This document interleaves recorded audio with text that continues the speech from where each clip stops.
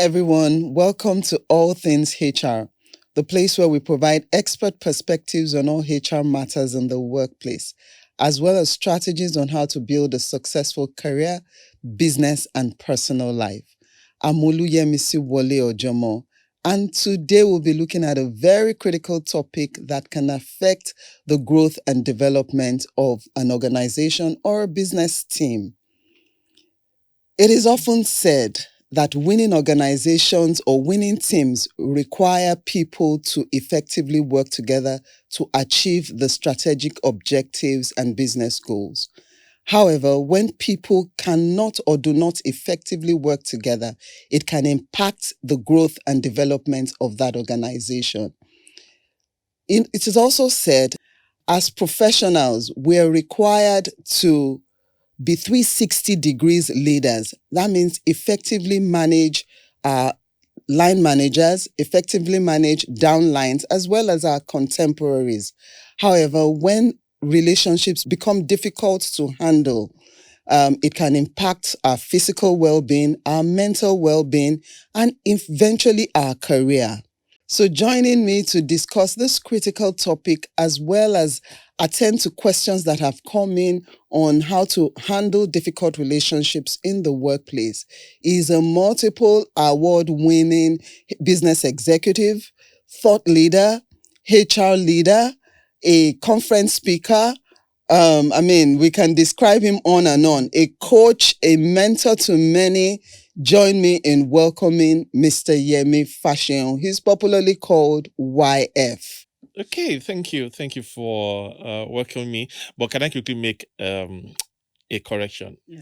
I always say this. When people say I'm a coach, I am not a coach because I'm not a certified coach. Yes, I have career conversations with people, and it tends to be like I employ some coaching methodologies in some of my assignments, but I just run away from that title. Okay, so he's a mentor to many. Thank you. All right, so YF, as you're popularly called, I want to quickly ask this question before we go into answering the questions that have come in on how to handle difficult relationships in the workplace. Conflicts happen in the workplace. And what are the root causes of conflicts in the workplace? What really leads to people having conflicts in the workplace? There are so many variables around conflicts in the workplace. Let me take one that I've been talking about in the last 1 year, 18 months. Multiple generations in the workplace. The baby boomers. So let's start with the ancestors. The ancestors, the baby boomers, the Gen X, the millennials, the Gen Zs, and now another generation, very young generation coming to the workplace right now. We all grew up within different contexts. We had different, some were digital natives, some digital migrants. So we come into the workplace with a lot of biases and prejudices and all of that. And we expect that there will be no conflict. There will be conflicts. The analog leader is managing the digital millennial or the digital Gen Zs. The analog leader hasn't made that shift or transition to understand the new world and the new world of work.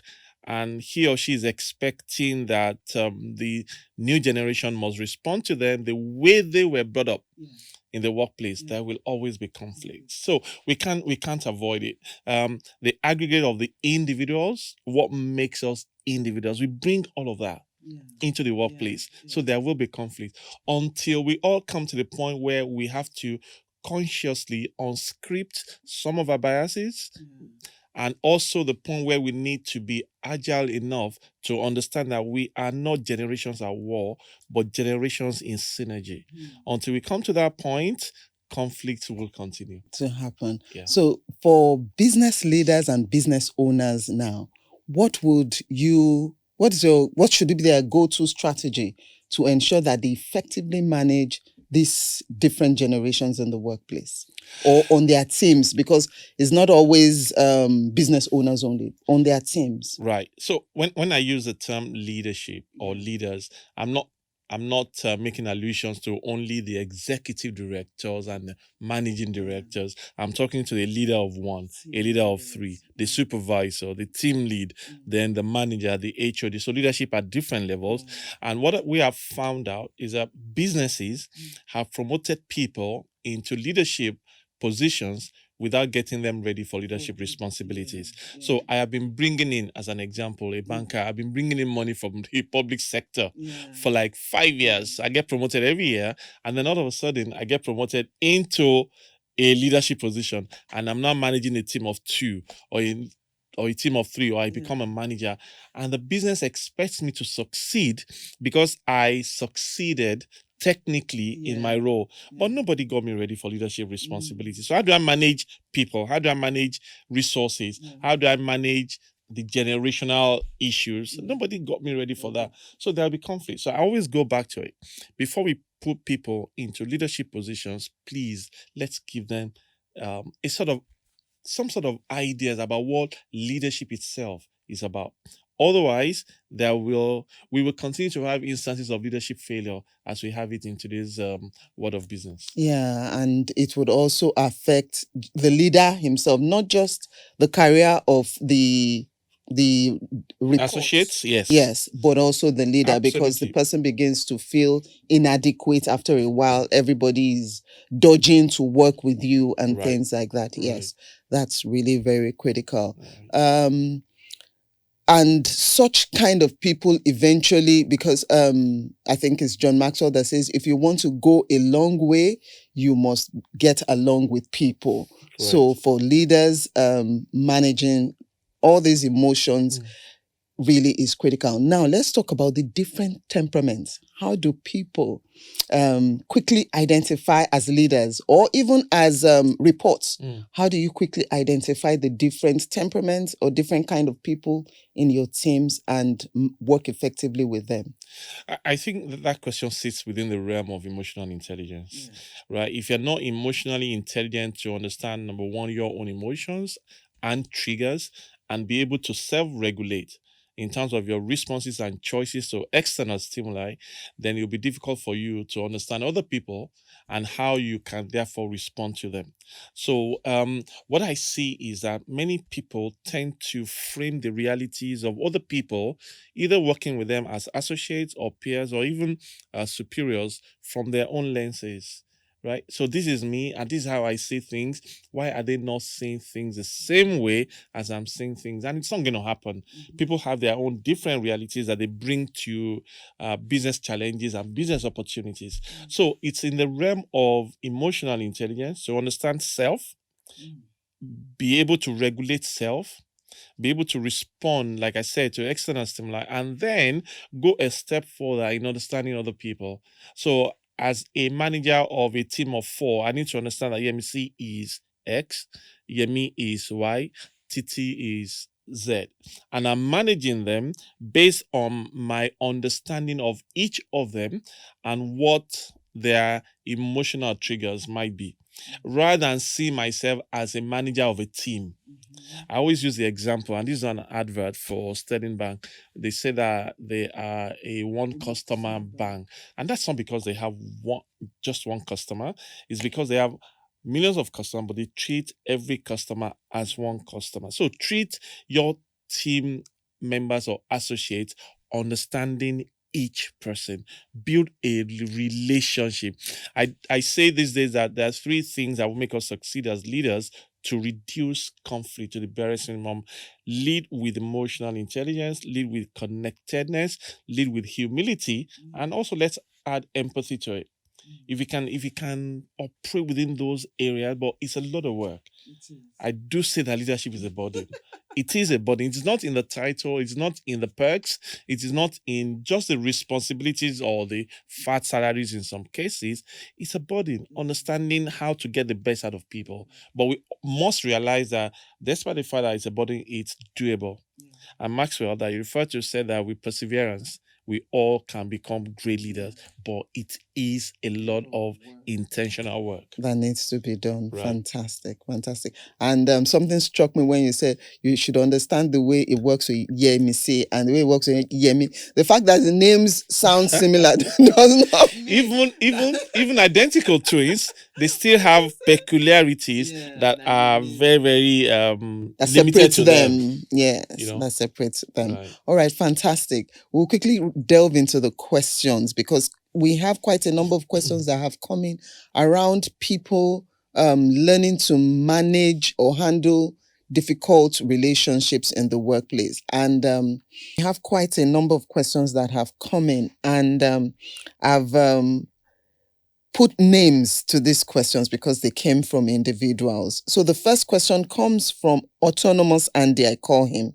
He says, I like some level of autonomy on my job. This helps me to be creative and provide solutions. However, my manager is controlling. His line supervisor is controlling. He's difficult to please and likes to micromanage the team. I'm a professional. I am confident and I have the technical expertise to deliver on the job. The situation is affecting my productivity and I am becoming demotivated. And his question is, how can I work effectively with a micromanaging boss? Okay, so let me quickly drop a caveat. I don't have answers to all the problems of conflicts in the workplace, but I will try to give context to some of the questions based on my own experiences over the years and also maybe the experiences of others that they have shared with me. The first thing we all need to know is that we don't dictate all the rules in the workplace. As line managers, as team members, as direct reports, or whatever we want to call them, there are rules and there are individuals that we can't do anything about. I am not making a case for micromanagers. At the same time, the individual handy, you call him autonomous handy, needs to realize that not you will not dictate the pace always in the workplace. It is almost like a marriage at times. It is about adaptability. We need to give and take. We need to push and pull. We will not always have it like we want it. So I would say that if I have a manager like that, I will let my job speak for me over a period of time to the point where my line manager therefore begins to step back from the things that I do. So you remember that I talked about unscripting biases. Oh, my manager is a micromanager. There is a bias already in terms of working with that individual. Yes, this is the style of my line manager, but how do I still get work done in a way that satisfies my line manager and satisfies me? Those are the things we should be looking at rather than expecting the line manager to change for us. They're not likely to change for us. I always give the example, the generations. I mean, we didn't change for our parents. Right? As technology and the ideas were coming, they didn't like it. They tried to fight it. You'll find out that they adjusted a lot for us and not that they changed for us. They adjusted, right? Even in the workplace with technology and all that, you see the baby boomers and all that. We're all also doing pictures and posting on IG. That's because we are adapting gradually to the new generation. So it's the same thing with how we work with our bosses or our line managers. It's not always that they will change for us. At times, we actually need to change our styles for them. However, all we must be trying to do is find ways to make sure that our job is still top notch every time without letting the conflicts affect our output. I'll give you an example. I always give this example, and for those who have listened to me before, they might be able to relate with this example.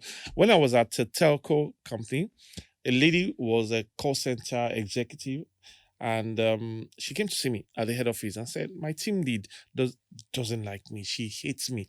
We don't work together. She talks to me anyhow. I know that. Yemi, please help me talk to her." I'm like, "Okay, not a worry. You go back to work. I'll have a word with your line manager."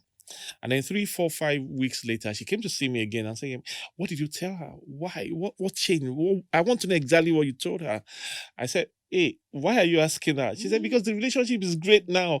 We have a great working relationship. She talks to me politely and all that and all that. I'm like, okay, you've achieved your results. Just go on your way and enjoy your relationship with your boss. But I wanted to know, Yemi, what did you say? I said, don't worry. And guess what? I didn't say anything till today. This was 2013. I didn't say anything to the team lead. So who changed? The call center executive changed. So she saw an indication of maybe polite behavior, or she talked to me nicely today. She saw it differently and she thinks, oh, Yemi must have spoken with her. And she reacted or responded in like manner. The other side received it and said, oh, this individual is changing. Oh, she's concentrating more on her job. She's delivering high quality job and all that. And then the relationship began to get better and it get better over time. Sincerely, I didn't say anything to the team lead. So most times we always think, and I still said this on the Wife Academy yesterday, that we should have that difficult conversation with ourselves at times. I am not saying there are no difficult bosses. I'm not saying there are no micromanagers, but at times we need to have some sort of difficult conversation with ourselves to say, how do I play even within this context to the point where I reduce the conflict? Are there some things about me that I need to do? So when somebody gives me a job and says I should give the report to him in 2 or 3 days, and I don't give it until 3, 4, 5 days, will that individual micromanage me next week or not? Don't forget that the individual also has a reporting line upwardly. So we need to constantly check ourselves that we are not first and foremost the problem in that relationship. Once we have that conversation and we are clear in our minds, let's find other ways to make the relationship work. And if it's not working, plan your exit. Fantastic. And for the guy or the line manager that realizes that I think I micromanage people, maybe the feedback has come. What's your advice to that person? They need help. They need to go speak with a coach.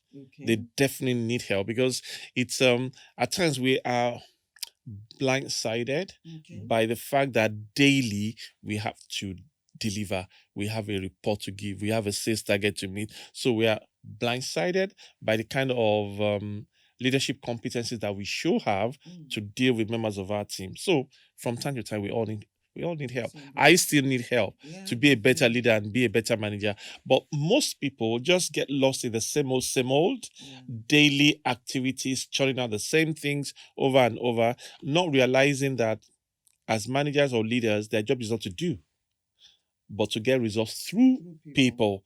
And therefore, they need to concentrate more on developing those leadership competencies. So they need help. And it is self-awareness is the first step in the journey to being great leaders. Yes, and if you're not emotionally intelligent, you will not be self-aware. So they need to come to that point of self-awareness, and by all means, we all don't have answers. Seek help. Yeah. Talking to somebody could help out. Fantastic. Quickly, I'll take the second question that came from somebody I call Mick Annie. She said she thought she had a good relationship with her boss, because they've been together for a while. But suddenly her line manager has become intolerable, disrespectful, aggressive, and bad-tempered towards her. No amount of effort or result she achieves can please her line manager. Says she has attempted to engage with her without success, and the relationship is affecting her career. She's thinking of even moving on. What can she do? That's a tough one, I must say, because I was going to say try and engage. Now she says she has engaged. Maybe what she wants to do is to try and see if there is anyone within the organization that she could speak with to have a conversation with the line manager. Some people have been talking about sponsors a lot these days, or maybe the individual has a mentor in the organization. I always recommend that your line manager should be your second mentor after yourself, but looks like there can be no mentoring relationship in this instance. But maybe find somebody else outside of the unit, outside both of them, to have a conversation on her behalf with this line manager.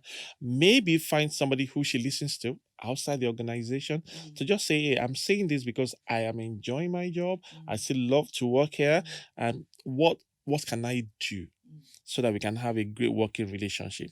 Those are two options. And if it's not working, sincerely, I am not in the space where no, try by all means to make it work. I mean, my history, 12 organizations in about 29, 30 years. So if it's not working, don't jump out or don't hop at the slightest discomfort or slightest conflict or slightest poor performance. Even don't hop up and just leave. No, but try. But having tried all and nothing is working, planning an exit is always an option. And I do say plan your exit, because don't resign without another job. Don't resign without a plan. Plan your exit. Don't resign in a hurry. Yes. All right, fantastic. Mick Annie, I know you would hear this. Okay, there's one that is very, very common. I've seen it over and over again, and is a question that popped up again. It's from result-oriented Rachel, I call her. She says, my boss is tough and unhelpful, self-centered and narcissistic. I am goal-oriented and I do my work exceptionally well.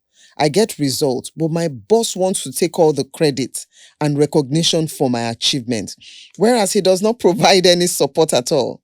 Should I give, and the question is twofold, should I give the recognition and credit away to my boss? How can I project my achievements without making my boss feel slighted or undermined? I think about 2 or 3 days ago, I did put it up on my WhatsApp status to say that we should not attempt to outshine the boss. Do not drag the limelight. Dim the limelight. Do not drag the limelight with your boss. Our primary responsibility is to help them to succeed. If your boss is taking all the shine, let it be. Honestly, life is turn by turn. You will become a manager, a boss, a team lead one day, and it will be your time to take the shine. But please don't drag the limelight with your boss. He's taking all the credit. He's taking all the. I promise you. Can't remember the name now. Rachel. Result-oriented Rachel. I promise you that all the people in the organization, other managers, other associates, other team members, they all know who's doing the job. Everybody knows. And an organization is an ecosystem with different relationships here and there. Your job cannot be obvious to only your boss. When you and your boss are not in the room and conversations are being heard about you, I promise you are taking your credit in that room. But don't drag the limelight. If you send the report and your boss highlights everything and deletes your name, and the boss sends it to the boss, and let it be. Let it be. Don't worry about it. Just do your job. When it is the appropriate time, individuals within the organization who know that you are the one at the behind the scenes for the outputs, they will recommend you. They will talk about you. And if there are opportunities outside the organization, believe me, those who are aware of who's in the job, they will refer you at the appropriate time. Don't, because of that, stop doing your job. Don't, because of that, also lose your joy and your happiness or your zeal. Just do it. He or she is taking the credit. It's okay. That's very good. Gen Zers. Yes. I hope. and you're right. Yeah, the Gen Zs, I always say we love the shine, we love the recognition and all that, but it will come. It's a matter of time. Don't drag the limelight. All right, fantastic. Okay, quickly, let's run to Smart Alec. Okay. Smart Alec says, I have a bad leader as a boss. In fact, he doesn't take ownership of responsibilities. His decision-making skill is poor. He even gets pushed over by his peers. He's divisive, and my colleagues and other reports in the team do not trust his leadership capacity. And he says, my boss is threatened by my own smartness and it's becoming an issue. How do I manage the relationship and maintain balance in the team? Because the team obviously does not trust the leader anymore. Right. And everybody is, because he's looking like the smart person, right, they're looking to him. How does he manage that? How does he win with a bad leader? I mean, it still relates to the last question. But maybe a different perspective that I would love to share today says there's a book, Eat That Frog. But there's another dimension to Eat the Frog that I have seen. Eat the frog for your boss. You are the smart one. You have skills he doesn't have. You can do things he cannot do. Use those skills to support your boss. You see what I mean? Rather than being in the place to talk in the corridors about your boss and join them in saying that he's not smart, other people push him over and all that Excel thing that your boss cannot do, and you have Power BI skills, support your boss to do it. You have materials around leadership, right? That you have read and you have seen. Rather than say, oh, your boss is not a great leader, forward it to your boss. Or share something during a team meeting around leadership and you're not talking directly to your boss. It takes wisdom. But you know what? Eat the frog for your boss. Find the areas where your boss seems incompetent and plug in the gap for your boss. Now, he's doing two things for you. Number one, you're building yourself. Number two, you're helping your boss to succeed. You're not dragging the limelight. And number three, other people in the organization, they are seeing it. At the right time, when you're not in the room and we are thinking promotion. Now, let me say this quickly. Many people think that we promote you and then we expect you to deliver at that level we promote you into. From my experience, over 25 years in human resources, that's not how it works. At the level where you are right now, deliver results for the next level already. And then when you are not in the room and we are thinking promotion, we say, is he or she ready for the next level? And somebody will say, smart Alec, oh, does all the job for the boss. You're not in the room. Your boss might not even be in the room. At that time, your reward is coming. So don't see it as your boss is pulling you down. Actually have an opportunity to say, I help my boss to deliver in this area. So don't forget that expression, eat the frog for your boss. The areas where your boss seems inadequate or incompetent, and you have the skills and the capability to plug the gaps, by all means, just do it. You are getting yourself ready for the next level and for the next opportunity, maybe outside of the organization. Definitely. And like I always say, you've also learned how not To lead. Absolutely. Because again, every day we learn two things: what to do and what not to do. And sincerely, one of the things I have seen is that people complain a lot about bad bosses and all that. When they become bosses, they are no better. but in fact they become worse. Interestingly. Meanwhile, they should have taken all the lessons. Take all the learnings with you so that when we are now talking, when your own associates are talking about you, they will not be saying exactly the same thing or worse things about you. Yeah, Take the fantastic. learnings. Thank you. Thank you so much. Yes. Okay. So I think we have one or two more before we close out. Timid Timmy says, my colleagues and manager constantly pick on me at work. My manager wastes no time to talk down at me and mess me up. I call it workplace bullying. This is affecting me emotionally and psychologically. And he's asking, how do I communicate with a manager or boss who constantly talks down at me? How do I manage the situation, even with my own colleagues that constantly put me down? I mean, for Timmy, I see a case of lack of self-confidence. Now, we don't have all the stories, but some events will have led to that situation. How well are you doing your job? How timely are you doing your job? How great are you as a team member in the organization? Again, how well are you supporting your boss to succeed within the team? Because I mean, why you? You know that expression, why me? Why now? God, why? You know what I mean? So why only you in the team? This is going back to, I think, the first question that I answered, where the individual needs to do some sort of introspection. And then I like the second question where somebody said, I'd engaged with my line manager. It's not working. So we need to ask Timmy also if he has engaged. Engage with your peers. What's going on? Engage with your line manager. I always say that feedback is a gift. When people don't give it to us, we can ask for it. I can ask you to buy me a box of perfume or a bottle of perfume or buy me XYZ because I want a gift from you. Why do we find difficult to get a gift of feedback at work? So get feedback from your peers, get feedback from your boss, but be sure that you're getting the right feedback from yourself. First and foremost, you know that 1 a.m., 2 a.m. personal conference you have with yourself and say, hey, Yemi, wake up, let's talk. When you are sure that the problem is not with you, then you can extend that to that engagement to your peers or to your line manager to get a feedback. Otherwise, another thing you can do is seek help also. And I like I said, I see an issue around self-confidence around Tim. So he needs to seek help as well externally. Speak to a professional so that you can give us all the details that you may not be able to give in this question. Right. I particularly like the fact that you're saying seek for Yes. help, because that is critical. Somebody somewhere, once you identify that situation, you can't, if you don't have self-confidence, you can't develop it on your own.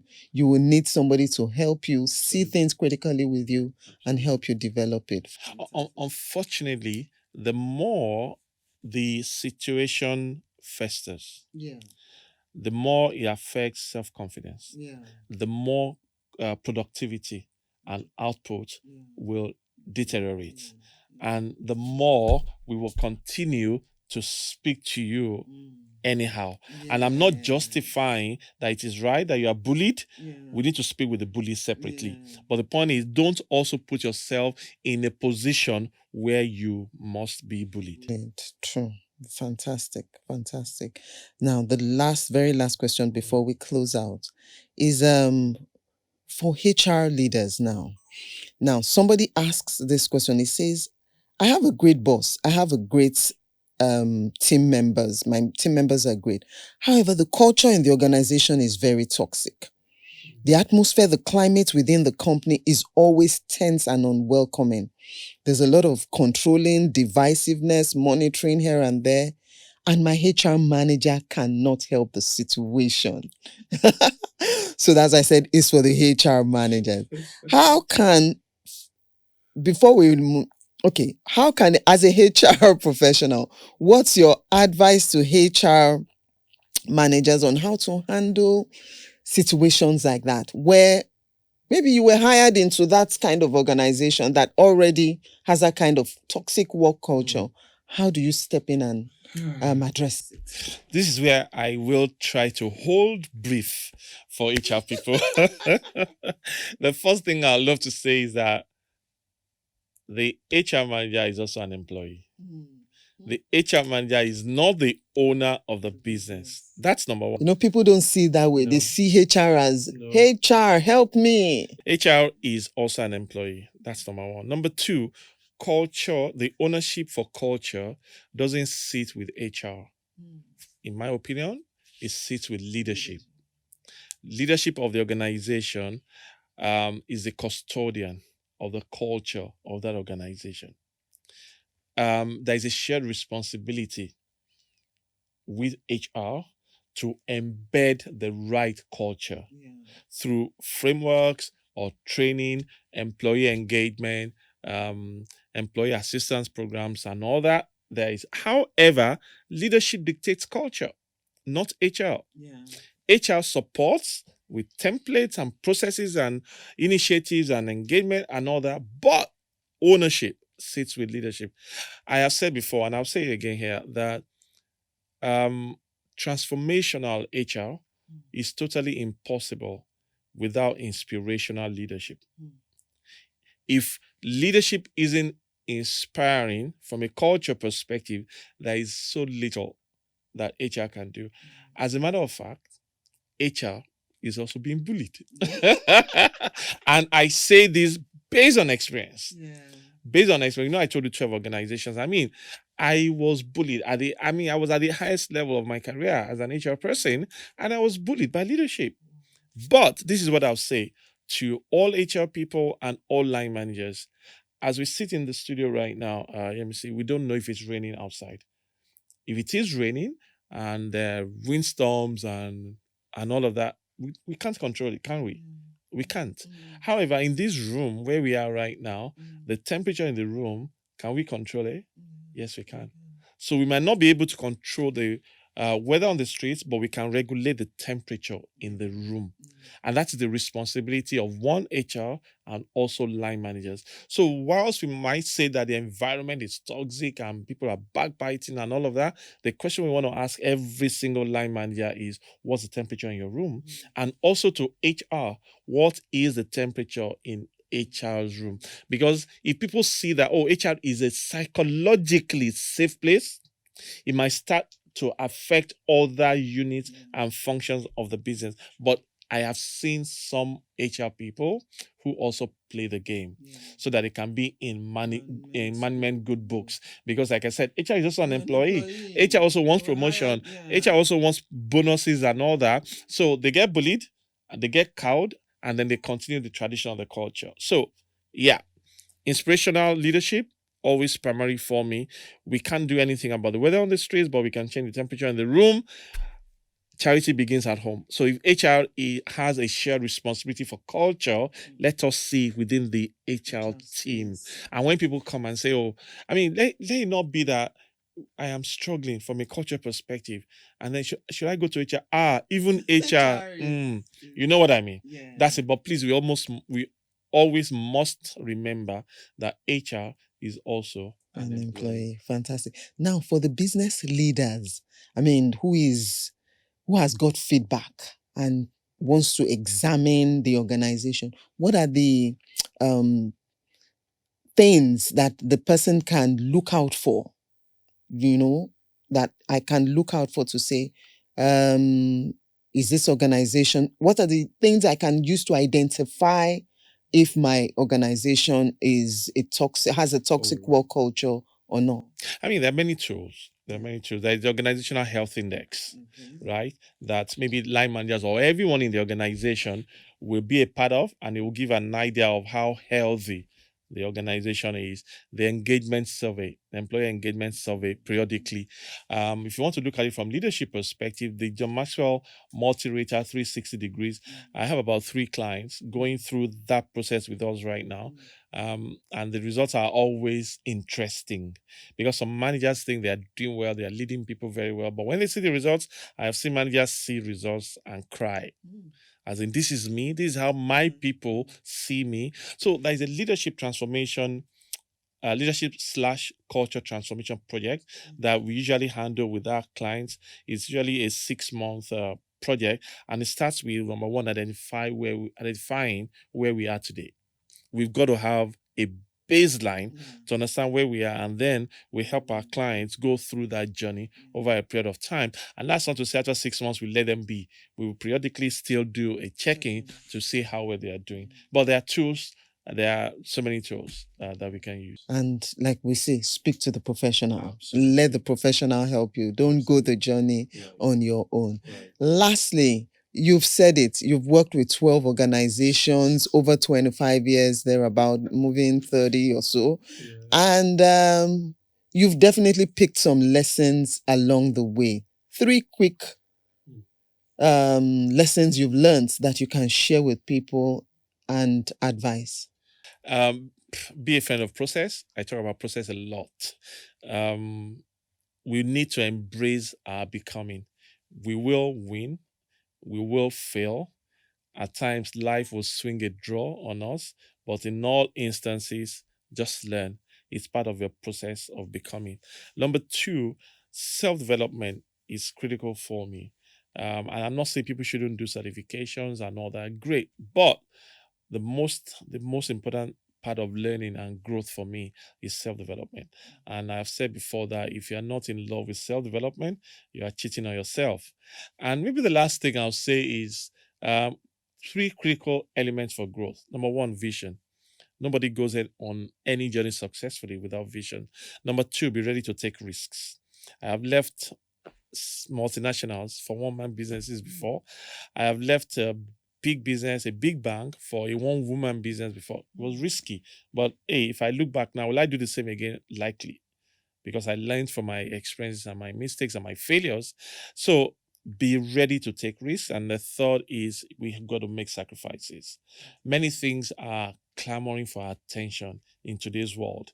We need to decide the sacrifices we must make so that ultimately we can have something within time to show for our growth. Fantastic. Thank you, thank you, thank you. It's been a great conversation that we had today, learning how to handle difficult relationships in the workplace. And I want to encourage everyone watching immediately or watching much later. Make sure you drop your comments. If you have questions, drop it. Don't worry, Mr. Yemi Faseun YF will gladly provide feedback to the questions. And don't forget to like, subscribe, and share the videos. You will definitely be helping somebody. I can assure you that somebody will be blessed watching this video.